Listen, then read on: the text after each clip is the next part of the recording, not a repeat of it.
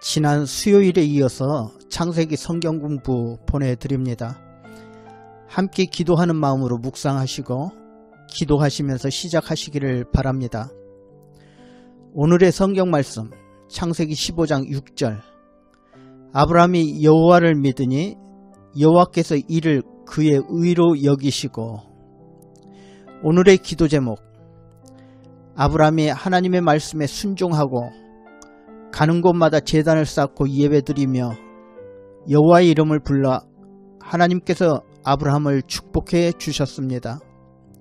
저도 여러분도 하나님 말씀에 순종하시면서 예배에 최선을 다하시는 분들이 되시기를 기도합니다. 첫 번째 질문, 여러분은 아브라함 하면 가장 먼저 무엇을 생각하십니까? 저는 아브라함 하면 믿음의 조상이란 말이 먼저 떠오릅니다. 성경에 아브라함에 관한 내용이 참 많이 나옵니다. 고향을 떠난 일, 가나안으로 갔던 일, 또 애굽에 갔던 일, 아들 이삭을 제물로 바친 일, 100세에 아들을 낳는 일, 애굽 왕이 준 하녀인 하갈을 통해 아들을 낳고 지금 중동의 불씨를 만든 이스마엘을 낳은 사건, 또 이스마엘을 광야로 쫓아보낸 일, 이런 여러가지가 많습니다만 그래도 아브라함 하면 믿음, 그리고 믿음의 조상이 가장 먼저 생각나는 것입니다. 창세기 12장부터 아브라함에 관한 내용이 나오고 그 이후에 이삭, 야곱, 요셉으로 이어지면서 맨 나중에 결국 예수 그리스도까지 나옵니다. 아브라함은 분명 믿음의 조상입니다. 또한 모든 믿음에 관한 설명할 수 있는 모범이고 믿음이 뭔가를 보여주신 분입니다. 그래서 아브라함을 믿음의 조상이라 부를 수 있습니다. 아브라함은 갈대아 우르에서 살았습니다. 아마 당시에 아브라함과 하나님은 그렇게 친밀한 사이는 아니었던 것 같습니다. 아브라함이 당시 의인이라서 하나님께서 아브라함을 불러주신 것 아닙니다. 당시 의인은 욥이라는 사람이었습니다. 그런데 하나님께서 아브라함을 찾아오셨습니다. 아브라함이 하나님을 찾아온 것 아닙니다. 또 아브라함이 하나님 말씀에 잘 순종한 사람도 아니었습니다. 아비 친척 집을 떠나라 했는데 아버지를 모시고 떠났습니다.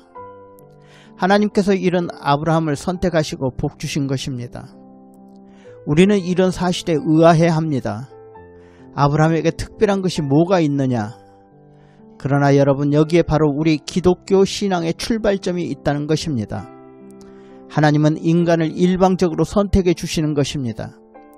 그리고 찾아오셔서 축복해 주시는 것입니다.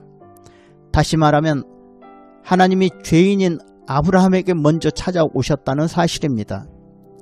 그리고 내가 너를 복주마, 이렇게 말씀하신 것입니다. 오늘날 우리도 마찬가지입니다. 우리가 하나님을 모르고 살았습니다. 그저 먹고 사는 데만 집착하면서 살았습니다. 그런 저와 여러분을 하나님의 선택해 주시고 예수님 믿게 하시고 집사, 권사, 장로 되게 하시고 하나님의 아들, 딸 삼아 주셨습니다. 기독교 신앙과 믿음은 내가 아직 죄인 되었을 때에 하나님께서 나를 찾아오셨다는 것입니다. 내가 잘나서가 아니고 내가 의인이라서가 아니고 그냥 선택해 주시고 자녀 삼아 주시는 것입니다.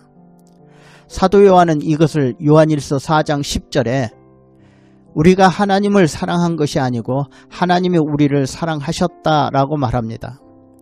내가 구원받으려고 예수 믿는 것이 아니라 우리가 아직 죄인 되었을 때 하나님께서는 그리스도를 보내주시고 우리를 위해 죽으심으로 하나님의 사랑을 확증하셨다는 것입니다. 하나님이 이 모든 것을 다 하셨다는 것, 우리는 그렇게 믿어야 되는 겁니다. 여러분, 아브라함의 이름이 나오면 먼저 우리를 선택해 주시고 사랑해 주시는 하나님을 생각하시기 바랍니다. 아브라함을 통해 죄인된 우리를 찾아오신 예수님을 생각할 수 있어야 하는 것입니다. 그래서 우리는 아브라함을 우리의 믿음의 조상이라고 하는지도 모릅니다. 두 번째 질문. 하나님께서 너는 너의 본토 친척 아비 집을 떠나 내가 네게 지시할 땅으로 가라. 내가 너로 큰 민족을 이루고 내게 복을 주어 내 이름을 창대케 하리라고 말씀하셨습니다. 그래서 아브라함이 하란을 떠나는데 이번엔 조카 롯을 데리고 떠납니다. 두 번째 질문입니다. 여러분은 아브라함이 왜 조카 롯과 함께 떠났다고 생각하십니까? 롯은 분명히 아브라함의 조카입니다. 친척이라는 것입니다. 하나님께서 친척 아비의 집을 떠나라 했기 때문에 아브라함은 혼자 아내를 데리고 떠났어야 합니다. 그런데 아브라함은 분명 조카 롯을 데리고 떠났습니다. 이것은 하나님 말씀에 순종한 것이 아닙니다. 왜 아브라함은 롯을 데리고 떠났을까? 여기에 무슨 이유가 있었을까 하는 것입니다. 롯은 가족이 없는 혼자 몸이었던 것 같습니다. 그래서 아브라함은 조카 혼자 내버려 두고 떠날 수가 없었을 것입니다.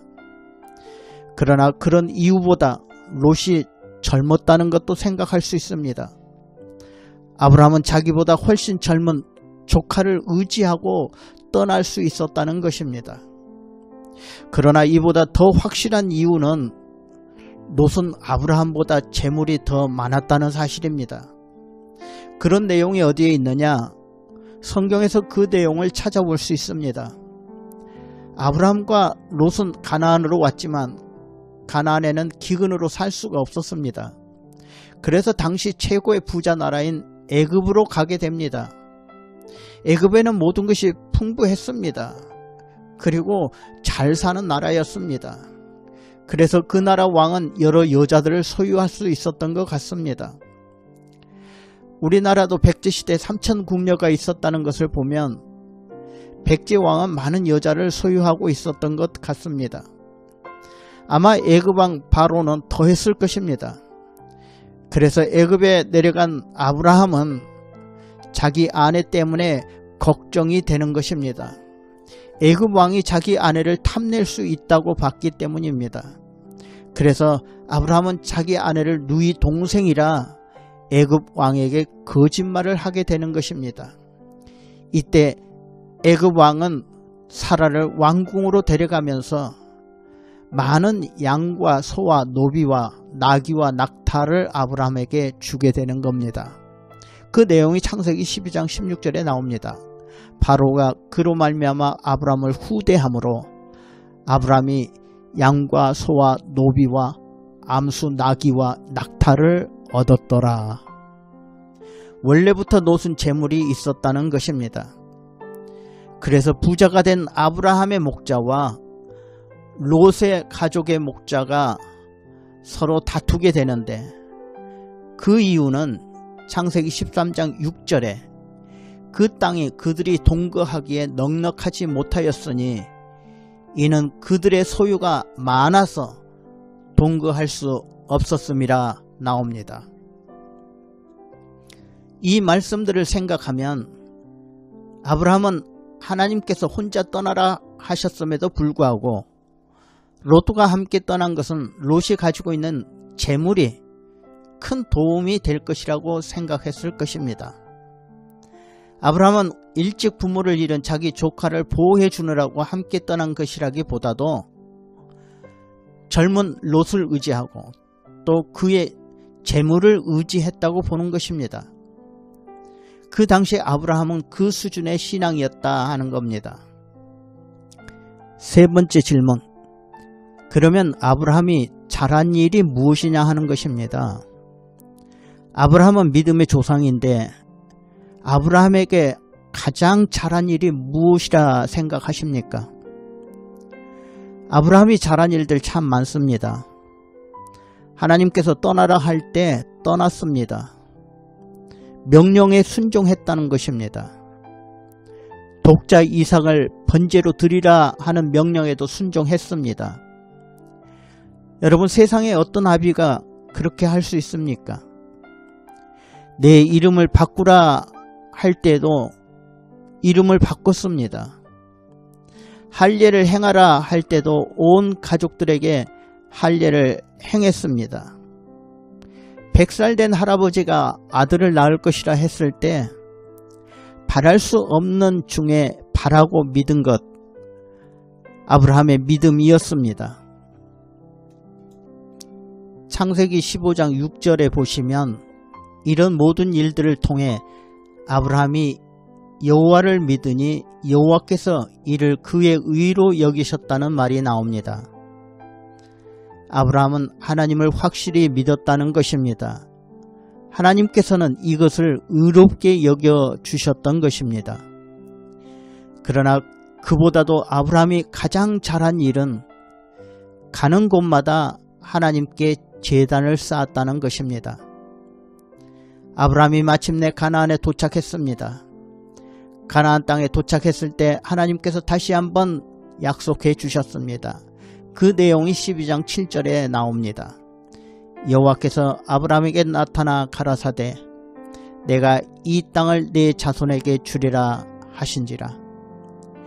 그 다음에 아브라함이 한 일이 그곳에 제단을 쌓고 하나님 앞에 예배를 드린 일입니다. 그 다음 말씀을 보시면 아브라함이 자기에게 나타나신 여호와께 그가 그곳에서 제단을 쌓고 라고 나옵니다. 제단을 쌓았다는 것은 예배를 드렸다는 것입니다. 아브라함은 가나안에 도착하자마자 하나님께 예배를 드렸습니다.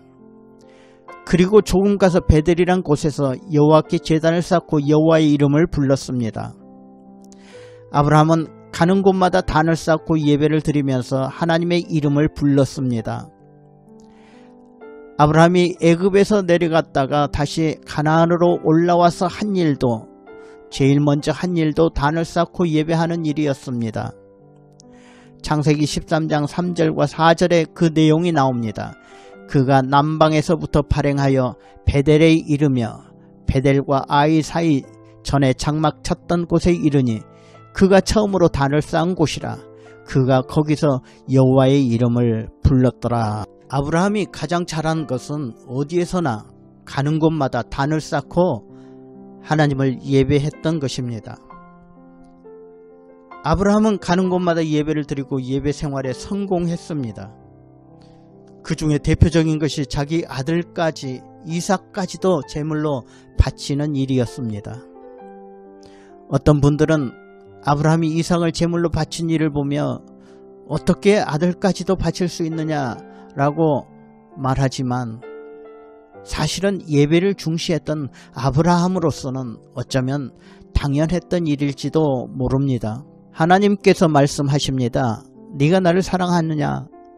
네가 나를 예배하느냐? 내 자식까지 바치라 할 때 아브라함은 두말하지 않고 그 아들 이삭을 묶어 제단 위에 올려놓을 수 있었던 것입니다. 이것은 아브라함의 예배 생활의 최고봉이라 이렇게 볼 수 있는 것입니다. 여러분, 오늘 아브라함의 예배 생활은 우리가 배워야 되는 것입니다. 여러분, 오늘 이런 아브라함의 예배 생활을 우리가 배워야 하는 것입니다.